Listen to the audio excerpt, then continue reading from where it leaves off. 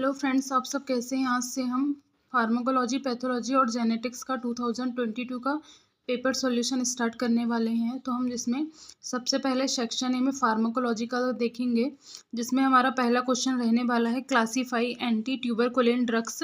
ये क्वेश्चन हमने previous year में 2019 में हमने पढ़ा हुआ है। मैं आपको इसकी लिंक डिस्क्रिप्शन बॉक्स में दे दूंगी। हमारा आज का नेक्स्ट क्वेश्चन रहने वाला है फर्स्ट का B, therapeutic uses and mode of action of anti tuberculin drugs, adverse effect and contraindication of anti tuberculosis drugs. हमें क्या बताना है, जो एंटी ट्यूबरकुलोसिस ड्रग्स है उसका यूज़ बताना है, मोड ऑफ एक्शन बताना है और एडवर्स इफेक्ट, कॉन्ट्राइंडिकेशन यहाँ पे हमें बताना है। सबसे पहले हम थेराप्यूटिक यूजेस देख लेते हैं कि एंटी ट्यूबरकुलिन ड्रग्स का थेराप्यूटिक यूज़ क्या है। इसका क्या यूज़ है। फर्स्ट है ट्रीटमेंट ऑफ एक्टिव टीबी। अगर किसी को टीबी है तो उसको ट्रीट करने के लिए एंटी ट्यूबरकुलिन ड्रग का हम यूज़ करते हैं। सेकेंड आ जाएगा लेटेंट टीबी इन्फेक्शन। इसका मोड ऑफ एक्शन देख लेते हैं कि ये क्या करती है। They kill the inhibit growth of mycobacterium tuberculosis by inhibiting cell wall synthesis, protein synthesis और RNA synthesis, rifampicin.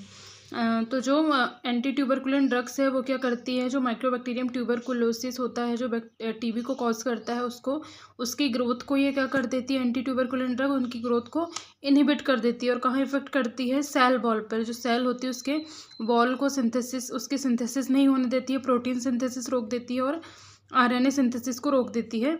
Main drug इसमें काम करती है कौन सी, रिफाम्पिसिन। अब हम देख लेते हैं first line anti tuberculin drugs. सबसे फर्स्ट लाइन में फर्स्ट ड्रग आ जाएगी आइसोनियाजाइड, INH इसको बोलते हैं। मोड ऑफ एक्शन आ जाएगा इसका inhibit mycolic acid synthesis and key components of mycobacterial cell wall. ये माइकोलिक एसिड को क्या करती है, सिंथेसिस होने से इनहिबिट कर देती है, रोक देती है। नेक्स्ट आ जाएगी रिफाम्पिसिन, RIF इसको बोलते हैं। इसका मोड ऑफ एक्शन क्या है, inhibit bacterial RNA synthesis by binding the RNA polymerase.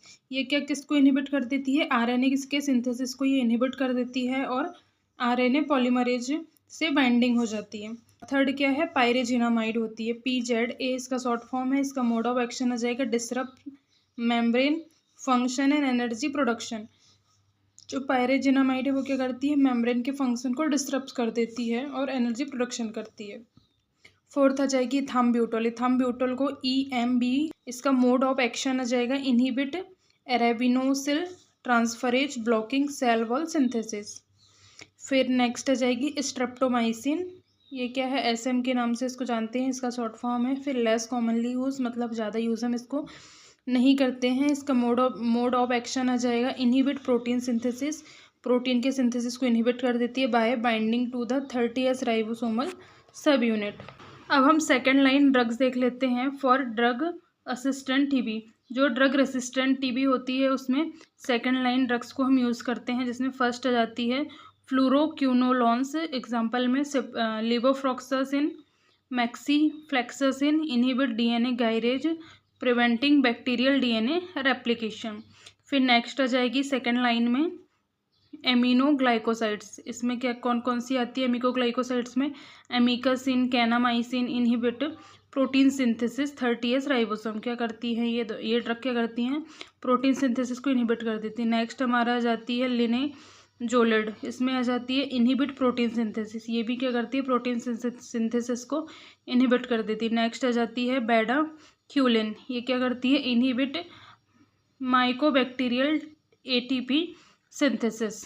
हम इसके एडवर्स इफेक्ट देख लेते हैं, जिसमें फर्स्ट आ जाएगा नोजिया, वॉमिटिंग। फिर है नेफ्रोटॉक्सिसिटी करवाती है, न्यूराइटिस बाय इथाम्ब्यूटोल। इथाम्ब्यूटोल न्यूराइटिस कराती है। डायरिया होता है, हेडेक होता है, हेपेटोटॉक्सिसिटी होती है, हेपेटाइटिस करवाती है। फिर है deficiency of vitamin B12 and folic acid. फिर नेक्स्ट आ जाएगा एब्डोमिनल क्रैम्प्स करवाती है, एटेक्सिया करवाती है, हाइपर यूरेसीमिया, ओटोटॉक्सिसिटी कैनामाइसिन करवाती है। ये सारी ड्रग्स के एडवर्स इफेक्ट है। अब हम ड्रग इंट्रैक्शन देख लेते हैं। इसमें आ जाएगा simultaneously use with alcohol increase the risk of hepatotoxicity. अगर हम एल्कोहल भी ले रहे हैं ड्रग के साथ साथ में, जो डॉट्स थेरेपी होती है, अगर हम उसके साथ में एल्कोहल भी ले रहे हैं तो हेपेटोटॉक्सिसिटी क्रिएट करती है। फिर है isoniazid, inhibit the metabolism of phenytoin.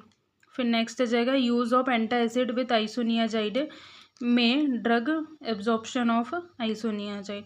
फिर हम इसके कॉन्ट्रा इंडिकेशन देख लेते हैं। कॉन्ट्रा इंडिकेशन में आ जाएगा हाइपरटेंशन, पेशेंट को ये नहीं देना है ये ड्रग। और फिर सीवियर लंग डिसीज़, अगर किसी को लंग डिसीज़ है तो उस टाइम में भी हमें ये ड्रग्स यूज़ नहीं करना है। यहाँ पे हमारा ये क्वेश्चन फिनिश होता है।